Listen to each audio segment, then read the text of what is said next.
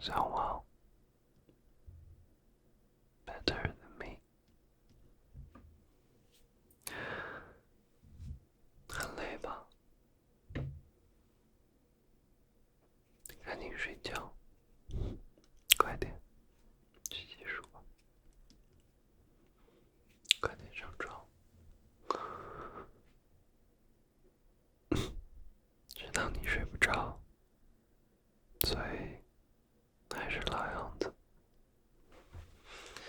给你读本故事吧。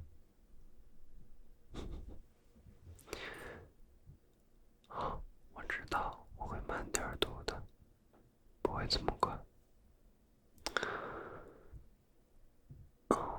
对，今天读一本新的小说，叫《Wind in the Willows》，已经找好了，快躺到床上吧。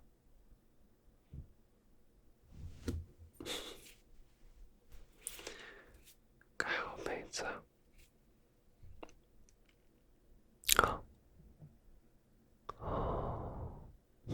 盖好了。它的中文名字叫做柳林风声，那我读给你听好不好？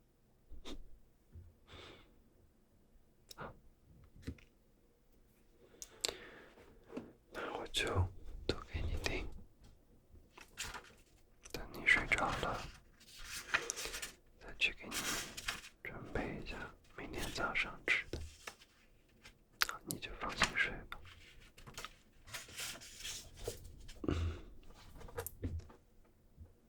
Wind in the Willows.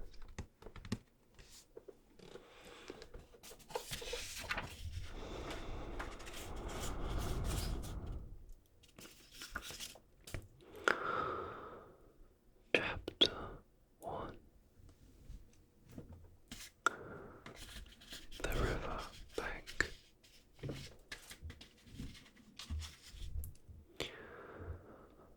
The mole had been working very hard all the morning, spring cleaning his little home, first with brooms, then with dusters, then on ladders and steps and chairs, with a brush and a pail of whitewash, till he had dust in his throat and eyes, and splashes of whitewash all over his black fur, and an aching back and weary arms.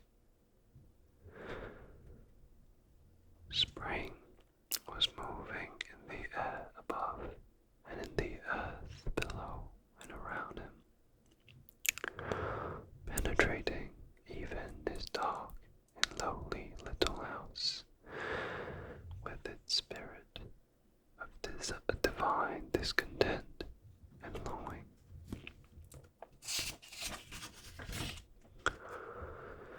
It was small wonder then that he suddenly flung down his brush on the floor, said, "Bother," and "Oh, blow," and also "Hang spring cleaning," and bolted out of the house without even waiting to put on his coat. Something up above was calling him imperiously, and he made for the steep little tunnel which answered in his case to the gravelled carriage drive owned by animals whose residents are nearer to the sun and air. So he scraped and scratched and scrabbled and scrooged, and then he scrooged again and scrabbled and scratched and scrooged.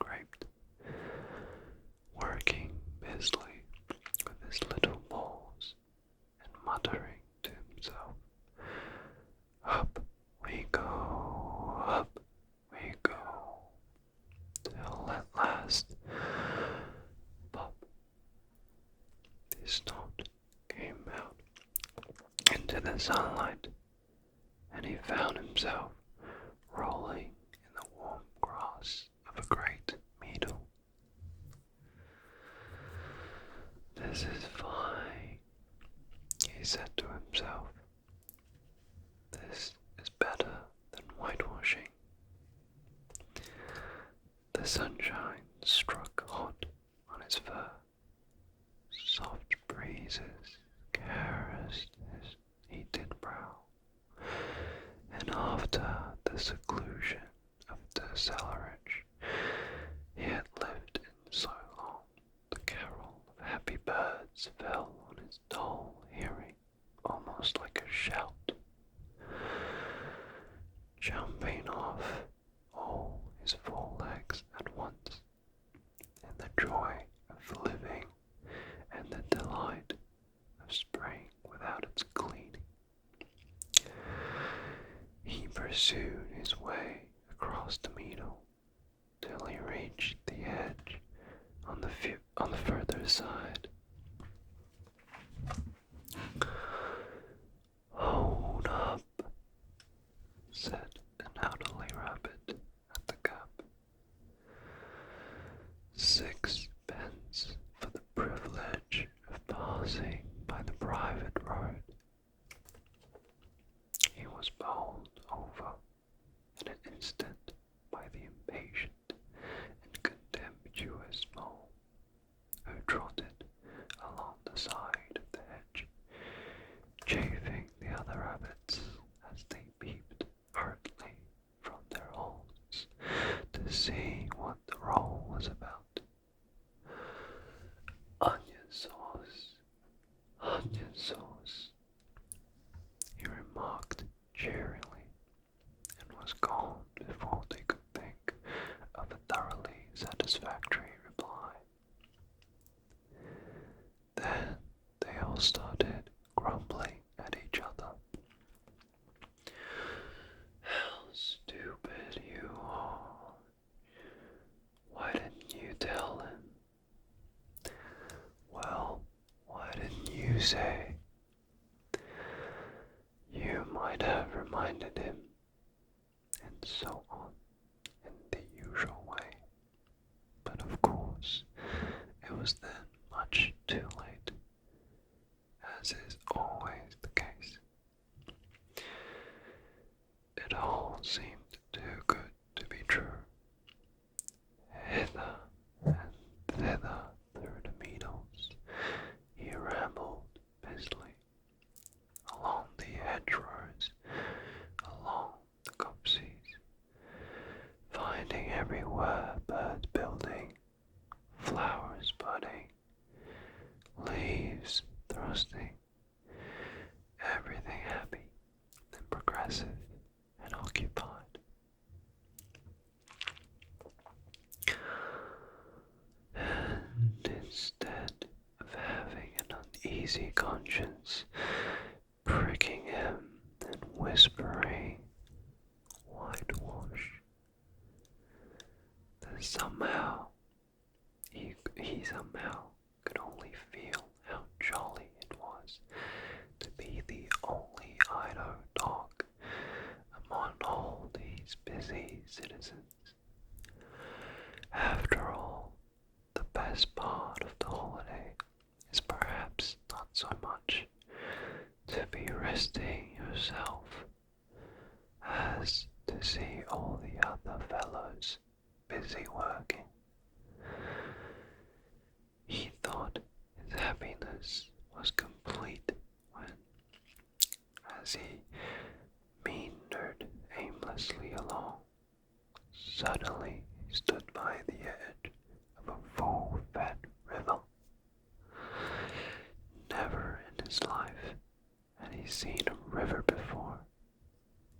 This sleek, sinuous, full-bodied animal, chasing and chuckling, gripping things with a gurgle and leaving them with a laugh, to fling itself on fresh playmates that shook themselves free and were caught and held again.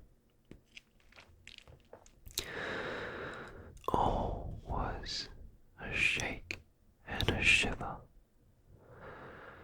Glints and gleams and sparkles, rustle and swirl, shudder and bubble. The mole was bewitched, entranced, fascinated. By the side of the river he trotted as one trots, when very small, by the side of a man who holds one spellbound by exciting stories. And when tired at last, he sat on the plank, while the river still chattered onto him. A babbling procession of the best stories in the world, sent from the heart of the earth, to be told at last to the insatiable sea. Oh, insatiable sea, my bad. It looks like the cold has gotten me. My brain stopped working efficiently. Oh, effectively, not efficiently. Yeah, my brain's cooked. I'm so cooked right now. Sorry for the disruption. Let's continue with the story. The story continues. As he sat on the grass and looked across the river, a dark hole in the bank opposite, just above the water's edge, caught his eye, and dreamily he fell to considering what a nice snug dwelling place it would make for an animal with few wants and fond of a leisure riverside residence, above flood level and remote from noise and dust. As he gazed, something bright and small seemed to twinkle down in the heart of it. Vanished, then twinkled once more like a tiny star. But it could hardly be a star in such an unlikely situation, and it was too glittering and small for a glowworm. When, as he looked, it winkled at him, and so declared itself to be an eye, and a small face began gradually to grow up around it, like a frame around a picture. A brown little face with whiskers, a grey brown face with the same twinkle in its eye that first attracted his notice. Small, neat ears and thick, silky hair. It was the water rat. Then the two animals stood and regarded each other cautiously. "Hullo, mole," said the water rat. "Hullo, rat," said the mole. "Would you like to come over?" inquired the rat presently. "Oh, it's all very well to talk," said the mole,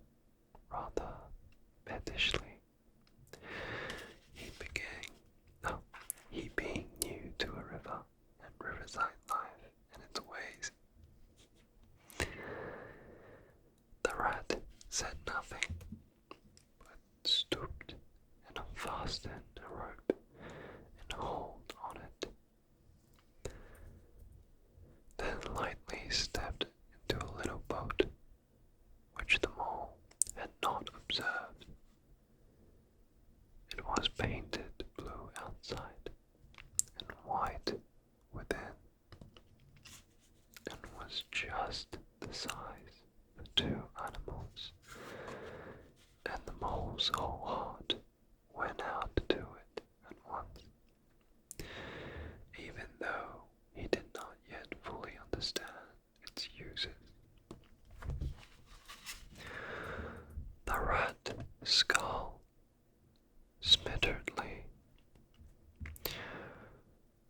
Oh, sorry, I lost my attention there. The rat sculled smartly across and made fast. Then he held up his forepaw as the mole stepped gingerly down.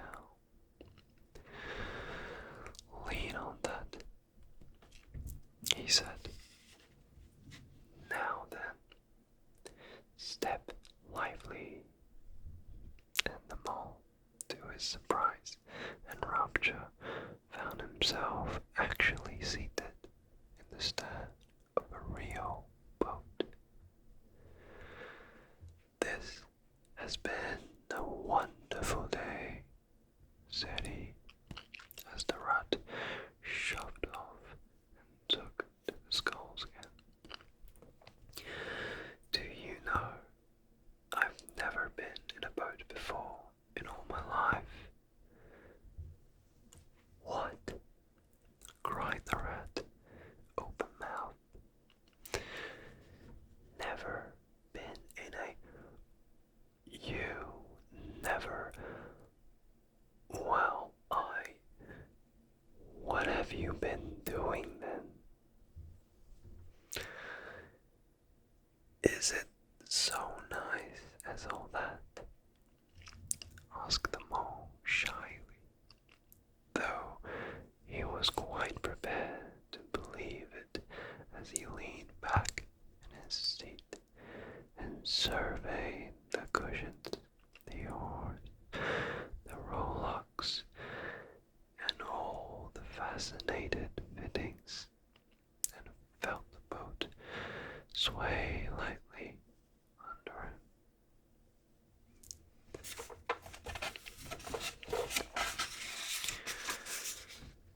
Nice.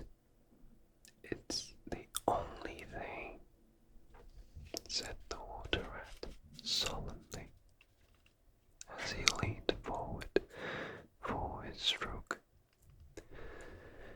Believe me, my young friend, there is nothing, absolutely nothing, half so much worth doing as simply messing about in boats. Simply messing. He went on dreamily, messing about in boats, messing. Look ahead, rat, cried the mole suddenly. It was too late. The boat struck the bank full tilt. The dreamer, the joyous oarsman, laid on his back at the bottom of the boat, his heels high in the air. About in boats or with boats, the rat went on composedly, picking himself up with a pleasant laugh. In or out of them, it doesn't matter. Nothing seems really to matter. That's the charm of it. Whether you get away or whether you don't, whether you arrive at your destination or whether you reach somewhere else, or whether you never get anywhere at all, you're always busy and you never do anything in particular. And when you've done it, there's always something else to do, and you can do it if you like. But if you'd much better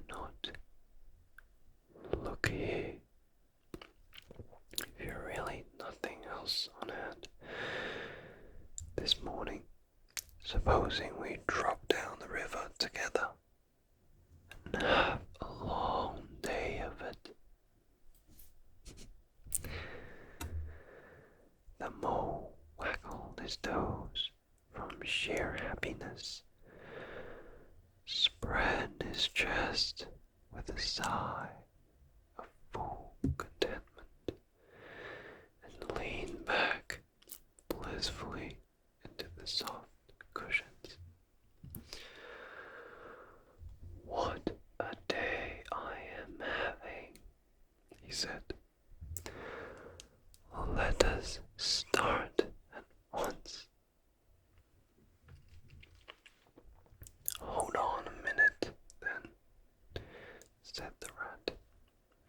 He looped the painter through a ring in his landing stage, climbed up into his hole above, and after a short interval reappeared, staggering under a fat wicker luncheon basket. "Shove that under your feet," he observed to the mole, as he passed it down into the boat. Then he untied the painter and took the skulls again. "What's inside it?" asked the mole, wriggling with curiosity. "There is cold chicken inside it," replied the rat briefly. "Cold tongue, cold ham, cold beef, pickled gherkins salad, French rolls, crust sandwich, potted meat, ginger beer, lemonade, soda water." "Oh, stop, stop," cried the mole in ecstasies. "This is too much."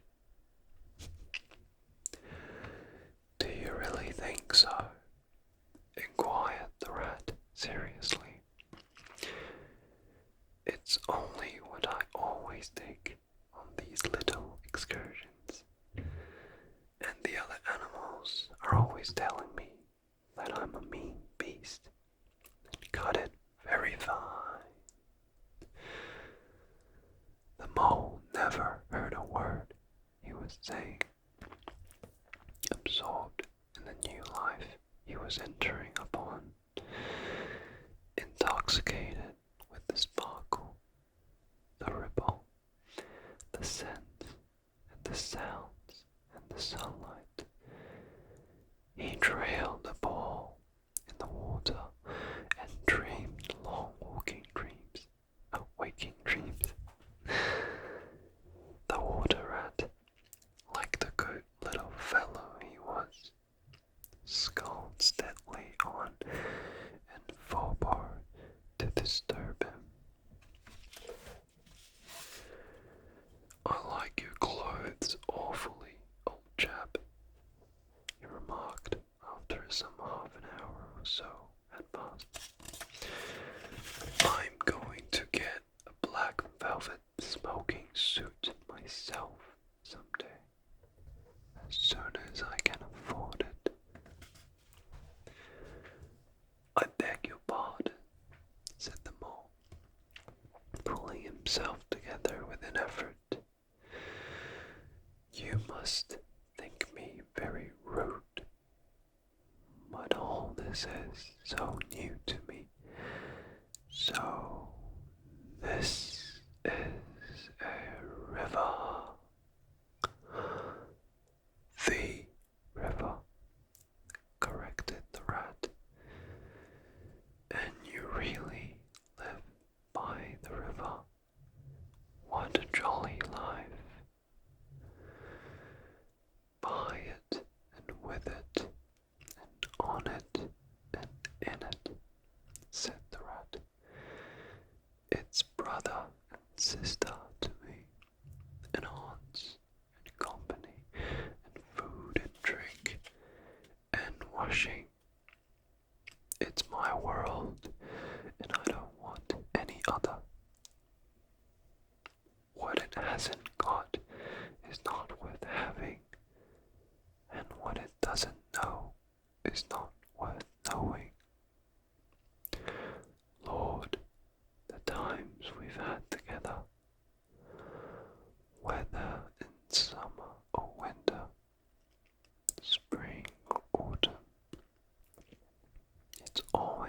its fun and its excitement.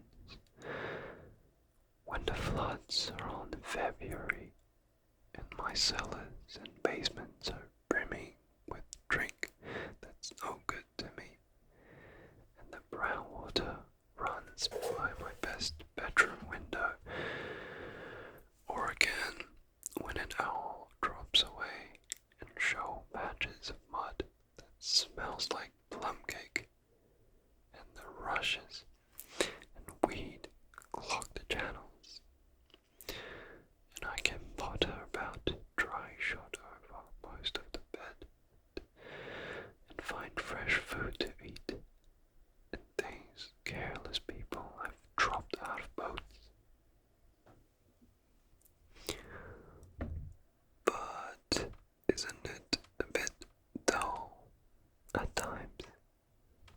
The mole ventured to ask. Just you and the river, and no one else to pass a word with. Well, no one else too. Well, I must not have been hard on you, said the rat with forbearance. You are new to it, and of course you don't know. The bank is so crowded nowadays that many people are moving away altogether. Oh no, it's not what it used to be at all. Otters, kingfishers, dabchicks, morons, all of them about all day long and always wanting you to do something, as if a fellow had no business of his own to attend to. What lies over there? Asked the mole, waving a ball towards the background of woodland that darkly framed the water meadows on one side of the river.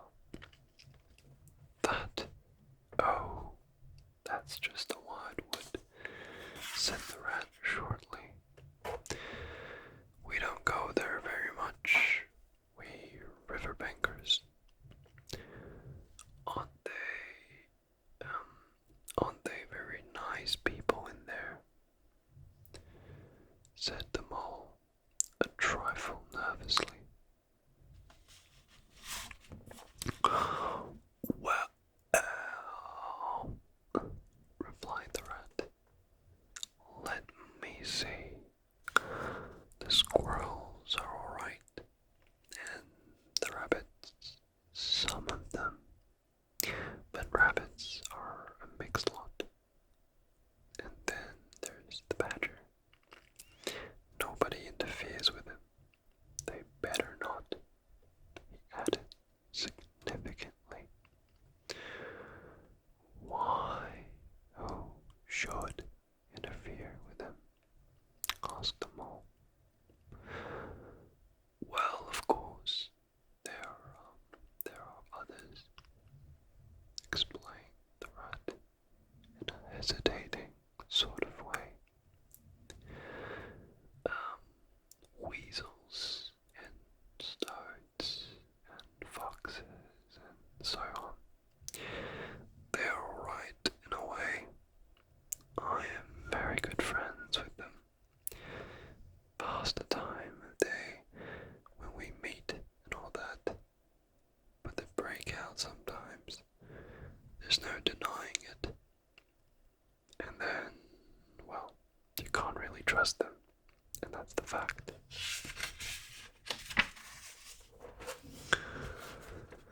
The mole knew well that it is quite against animal etiquette to dwell on possible trouble ahead, or even to allude to it, so he dropped the subject. And beyond the wild wood again, he asked, where is all blue and dim? Oh, my bad again. And beyond the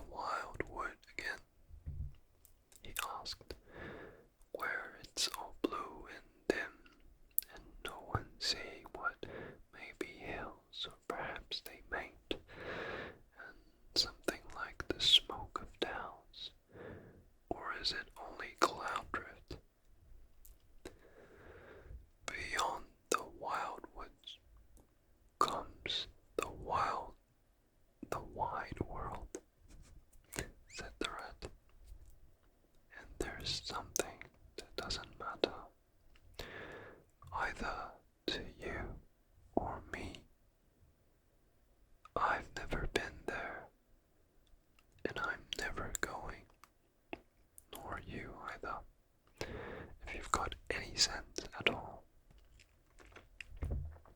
don't ever refer to it again. Please. Now then, here is our backwater at last, where we're going to lunch. Leaving the mainstream, they now passed into what seemed at first sight like a little landlocked lake. Green turf sloped down to either edge.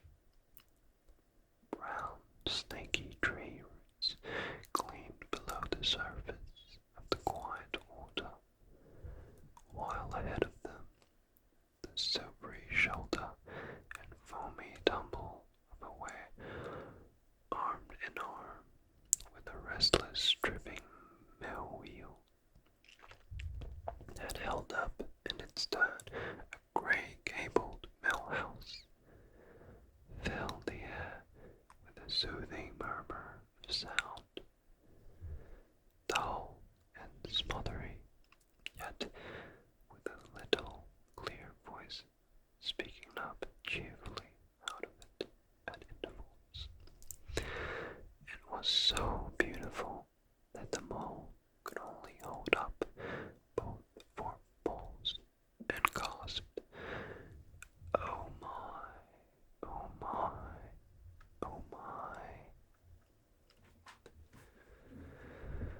The rat brought the boat alongside the bank, made her fast, helped the still awkward mole safely ashore, and swung out the luncheon basket. The mole begged as a favor to be allowed to unpack it all by himself, and the rat was very pleased to indulge him, and to sprawl at full length on the grass and rest, while its excited friend shook out the tablecloth and spread it, took out all the mysterious packets, one by one, and arranged their contents in due order, still gasping, "Oh my, oh my," at each fresh revelation.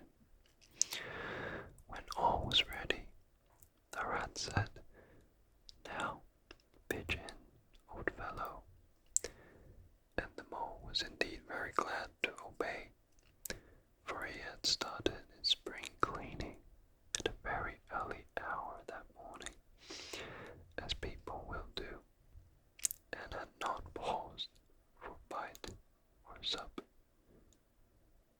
And he had been through a very great deal since that distant time, which now seemed so many days ago. Well, now, fellows,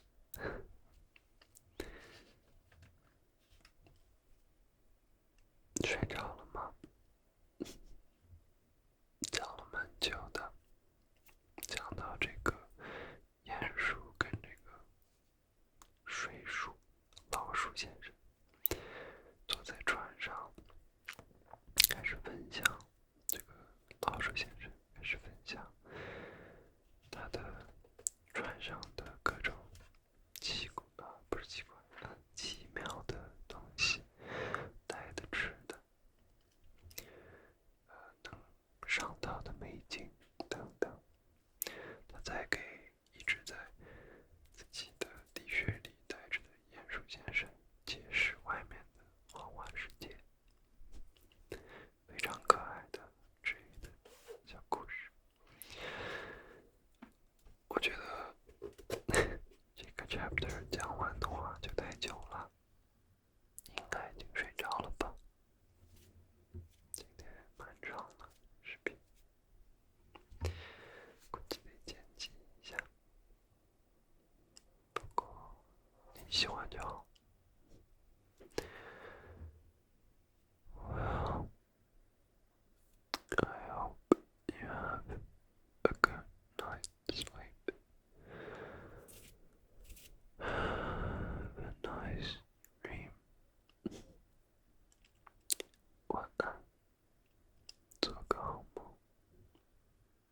睡着了吧。